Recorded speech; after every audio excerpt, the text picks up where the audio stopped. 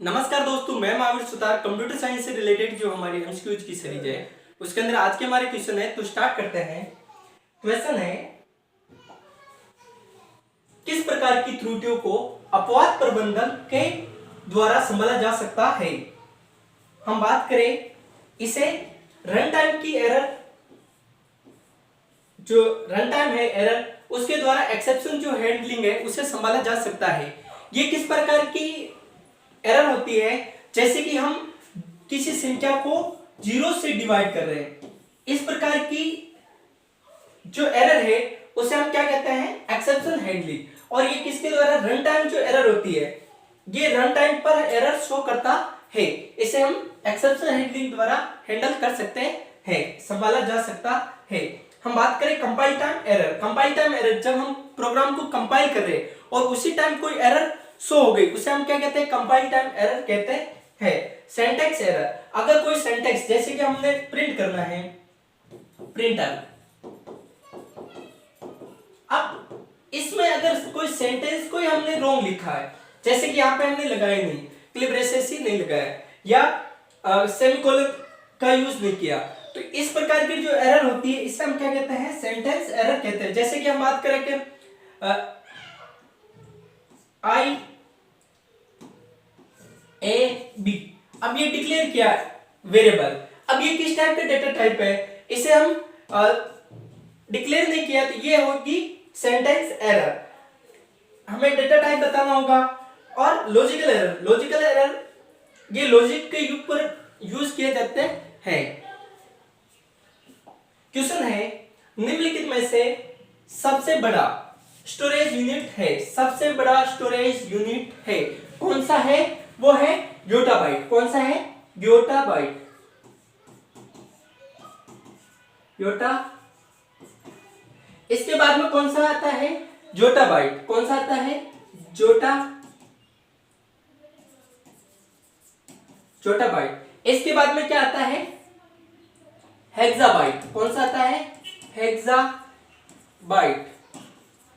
Petabyte, PB, TB, terabyte, फिर GB, gigabyte, फिर MB, megabyte, फिर केबी, किलोबाइट, फिर बाइट, फिर निब्बल, फिर आता है बाइट। क्या आता है, बाइट। बाइट क्या होता है, 0 और 1। बाइट क्या होता है, 0 1। निब्बल होता है 4 बिट मिलकर, कितने बिट मिलकर, 4 बिट मिलकर एक निब्बल बनाता है। तो यहाँ पर सबसे जो बड़ा स्टोरेज यूनिट होगा वो क्या होगा, yottabyte. Option number D is right. Question है, वर्ड में हेडर और फुटर का उपयोग किस लिए होता है। हेडर और फुटर का उपयोग किस लिए होता है। हम बात करें, ये कोई एक पेज है, अब इसके अंदर ये जो ऊपर का पोर्शन है इसे हम कहते हैं हेडर, हेडर पेज, और जो नीचे का जो ये होता है इसे कहते हैं हम फुटर। क्या कहते हैं, फुटर। हेडर जो है जिसमें हेडिंग लिखा जाता है, जैसे कि टाइटल, हमें कैटेट, इससे बार बार हर पेज में लेकर आना, तो हम इसे किस में लिख सकते हैं, हेडर के अंदर लिख सकते हैं और हर पेज में आ जाएगा। एक क्या होता है, फुटर। फुटर क्या होता है, जैसे कोई नंबरिंग के लिए हो गया, जो नीचे लिखा जाता है। क्या होता है, ये नंबरिंग के लिए यूज कर सकते हैं, नीचे और ऊपर किसे फुटर का उपयोग किया जाता है। तो अब देखिए, नंबर और शीर्षक को जोड़ने के लिए, यस, नंबर, पेज नंबर और शीर्षक, शीर्षक यानी टाइटल, क्या टाइटल है उसे जोड़ने के लिए हम किसका यूज करते हैं, हेडर और फुटर का यूज करते हैं। टेक्स्ट को हटाने के लिए ऐसा नहीं है, चित्र संपादन के लिए नहीं, टेबल फॉर्मेटिंग के लिए नहीं। क्वेश्चन है, एमएस वर्ड में मैक्रो, एमएस वर्ड में मैक्रो क्या होता है। मैक्रो की बात करें, ये क्या होता है, बड़ा फॉन्ट नहीं, स्वचालित कार्यों का सेट होता है। ऑटोमेटेड क्या होता है, कमांड्स जो हमें एक बार लगाना होता है। और मैक्रो, इसमें क्या होता है, ये टाइम सेविंग टूल होता है। क्या होता है, ये एक टाइम सेविंग टूल होता है। स्वचालित कार्यों का सेट, ग्राफ का प्रकार नहीं, फाइल एक्सटेंशन नहीं। क्वेश्चन है, एक्सेल में सेल क्या होता है। एक्सेल में सेल, सेल क्या होता है, रो और कॉलम, ये रो और कॉलम का क्या होता है, संयोजन होता है, इसे हम क्या कहते हैं, सेल। क्या कहते हैं, सेल। ये सेल है। अब पंक्ति और कॉलम का संयोजन, यस, केवल पंक्ति नहीं, केवल कॉलम नहीं, वर्कशीट। वर्कशीट क्या होती है, पूरा जो पेज होता है उसे हम क्या कहते हैं, वर्कशीट कहते हैं। ये एक सेल है, इस टाइप से बहुत सारी सेल होती है, रो और कॉलम। क्वेश्चन है, एक्सेल में वर्ल्ड कप फंक्शन का उपयोग किस लिए किया जाता है। एक्सेल में वर्ल्ड कप फंक्शन का उपयोग किस लिए किया जाता है, तो ये किया जाता है डेटा को खोजने के लिए। जैसे कि हम बात करें, यहाँ पे नंबर लिखा हुआ है, यहाँ पे जैसे कि इंडेक्स का नाम जैसे कि महावीर, यहाँ पे जैसे कि पाटनिया,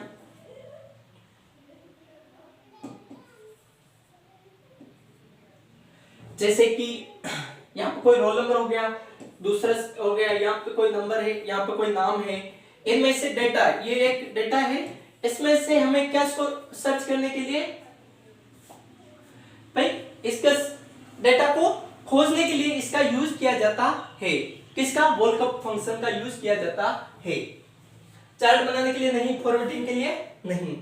क्वेश्चन है, एक्सेल में पिवट टेबल का उपयोग होता है।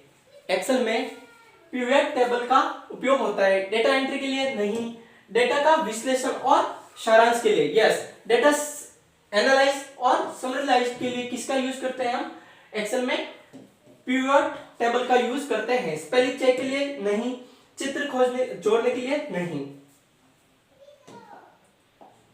क्वेश्चन है, कक्षा में किसी भी विषय की कठिन अवधारणाओं को समझने तथा उनसे संबंधित समस्याओं को तुरंत हल करने के लिए किस प्रकार का शोध उपयुक्त है।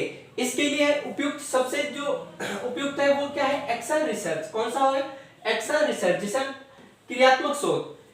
ये क्या किस लिए किया जाता है कि तुरंत उसके अंदर हल करने के लिए, समस्याओं को हल करने के लिए क्रियात्मक शोध किया जाता है। क्वेश्चन है, इनक्रिप्शन में जो सूचना इनक्रिप्ट प्रक्रिया में परिवर्तित होती है उसे हम क्या कहते हैं, इसे कहते हैं हम प्लेन टेक्स्ट। क्या कहते हैं, प्लेन टेक्स्ट। इनक्रिप्टेड, जैसे कोई डेटा है, जैसे ये है कोई नंबर 1 2 3 4, इसे क्या किया गया, इनक्रिप्ट किया गया, इनक्रिप्ट किया गया कोई नंबर। अब ये अगले जो पर्सन होगा उसको तो वही नंबर होगा, लेकिन बीच में जो है इनक्रिप्टेड, ये कुछ नंबर समझ में नहीं आते, इनक्रिप्टेड टेक्स्ट।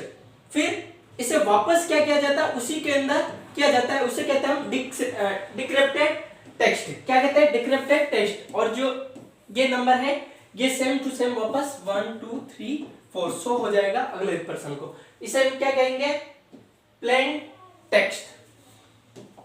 क्वेश्चन है, कक्षा में सीखने की कठिनाइयों को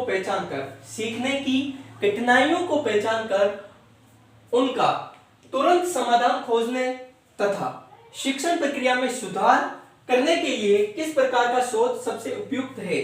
तो सबसे देखिए, हमने क्या कहा, तुरंत समाधान खोजने तथा शिक्षण प्रक्रिया में सुधार करने के लिए किस प्रकार का क्रियात्मक शोध। किस प्रकार का शोध है, क्रियात्मक शोध, एक्शन रिसर्च।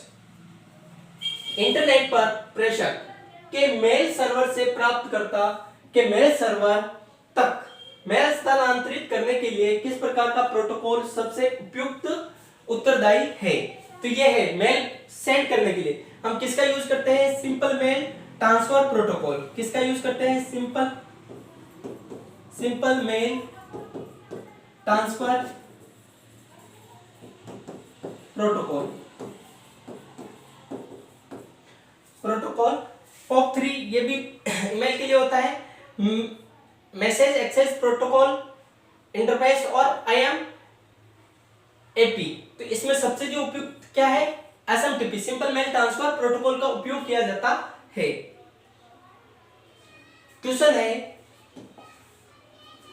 श्रृंखला में गलत पद ज्ञात कीजिए। ये जो श्रृंखला दी हुई है इसमें गलत पद को ज्ञात कीजिए। 5 9 17 33 65 129 और 260। अब देखिए इन दोनों में कितने का अंतर है, 4 का।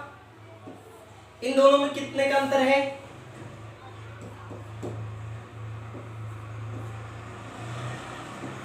8।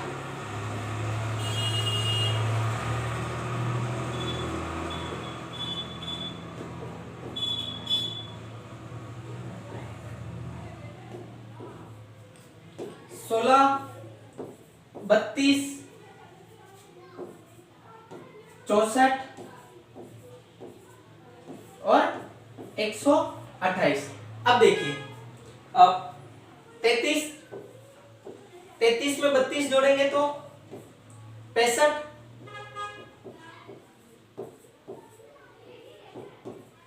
65 के अंदर 64 जोड़ेंगे तो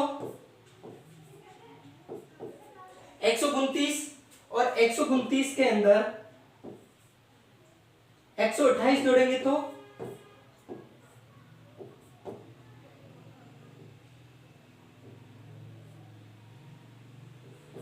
247।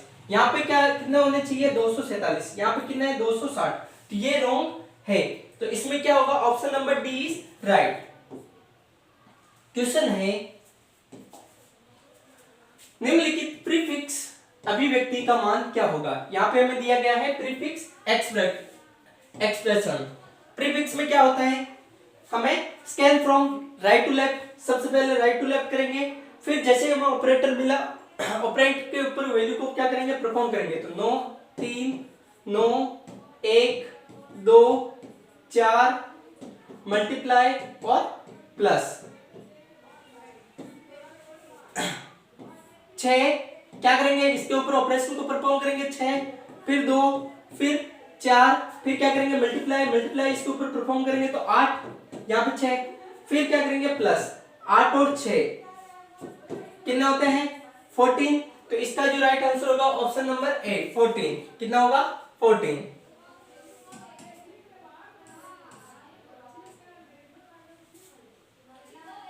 क्वेश्चन है, एमएस वर्ड में गटर का उपयोग किस लिए किया जाता है। एमएस वर्ड में गटर का उपयोग किस लिए किया जाता है। ये क्या है, जैसे ये पेज है, इसके अंदर ये बाइंडिंग के लिए जो स्पेस छोड़ा गया, इसे कहते हैं गटर। क्या कहते हैं, गटर। बाइंडिंग स्पेस के लिए उपयोग किया जाता है। गटर का उपयोग किस लिए किया जाता है, बाइंडिंग स्पेस के लिए किया जाता है। ये पेज के अंदर जो बाइंडिंग स्पेस छोड़ा होगा उसके लिए यूज किया जाता है। क्वेश्चन है, ऑपरेटिंग सिस्टम में एक प्रोसेस कितने स्टेट में काम करता है। एक प्रोसेस है वो कितने स्टेट में काम करता है, तो ये करता है 5 स्टेट में। कितने में काम करता है, 5 स्टेट में काम करता है। New, ready, run, terminate, wait and block. Wait and block और उसके बाद में क्या होता है, टर्मिनेट होता है। कितने होते हैं स्टेट, 5। क्वेश्चन है, match the following MS office file extension. File extension दिया गया है एमएस ऑफिस के, तो हम बात करें MS power point. MS power point का जो एक्सटेंशन होता है क्या होता है, .pptx। क्या होता है, .pptx। एमएस एक्सेस डेटाबेस के लिए यूज किया जाता है, तो एक्सेस डीबी डेटाबेस। हम बात करें एमएस वर्ड का क्या होता है, .docx। और एक्सेल का क्या होता है, .xlsx। पहले का 3, दूसरे का 4, तीसरे का 1, दूसरे का 2। Option number D is right. Question है, विंडोज में रन डायलॉग बॉक्स खोलने के लिए कौन सा शॉर्टकट की इस्तेमाल किया जाता है। रन डायलॉग बॉक्स खोलने के लिए हम यूज करते हैं विंडो प्लस आर की। किसका यूज करते हैं, विंडोज प्लस आर की का यूज करते हैं। कंट्रोल प्लस आर ये राइट के लिए यूज किया जाता है। शिफ्ट प्लस आर ये कैपिटल के लिए यूज किया जाता है। क्वेश्चन है, एक्सेल में पावर 3 की पावर 3 कितने, 27। और मॉड्यूलेटर क्या होता है, हम 5 से डिवाइड किसको करेंगे, 5 से डिवाइड करेंगे 29 को। कितना है, 5 25, 5 बार में कितना है 25, कितने बचे 4, 4 बचे क्या रिमाइंडर, इसको क्या करेंगे जोड़ेंगे तो 4 क्या है फॉर्मूला का मान क्या होगा, 27 प्लस 4, 27 प्लस 4 कितना होता है 31, कितना होता है 31। इसका राइट आंसर क्या होगा 31। क्वेश्चन है विंडोज में किसी फाइल या फोल्डर को परमानेंटली डिलीट करने के लिए रिसाइकल बिन में ना भेजे, डेटा को जो है वो रिसाइकल बिन में नहीं जाए, उसे डायरेक्ट क्या करें हम परमानेंट डिलीट करें। उसके लिए कौन सा शॉर्टकट की होगा, उसके लिए हम यूज करते हैं शिफ्ट प्लस डिलीट की। किसका यूज करते हैं, शिफ्ट प्लस डिलीट की। तो ये डिलीट का यूज किया जाता है, ये रिसाइकल बिन में डेटा को सेंड करता है, डिलीट तो हो जाता है, फिर उसके बाद में वो कहां पर जाके स्टोर हो जाता है, रिसाइकल बिन में स्टोर हो जाता है। कंट्रोल डी डायलॉग बॉक्स के लिए एल्ट डी का यूज नहीं किया जाता है इसमें। एमएस वर्ड में बिना माउस का उपयोग किए, एमएस वर्ड में बिना माउस का उपयोग किए उपयोगकर्ता पूरे डॉक्यूमेंट का टेक्स्ट सेलेक्ट करना चाहता है, उसे कौन सा कीबोर्ड शॉर्टकट की का उपयोग करना चाहिए, बिना माउस का उपयोग किए। तो आप लोग बताइएगा कि माउस का कैसे यूज करके हम पूरे टेक्स्ट को सिलेक्ट कर सकते हैं। यहां पे क्या होगा, सभी को सिलेक्ट करने के लिए हम कंट्रोल प्लस ए का यूज करते हैं। किसका यूज करते हैं, कंट्रोल प्लस ए का यूज करके हम सारे टेक्स्ट को क्या कर सकते हैं, सिलेक्ट कर सकते हैं।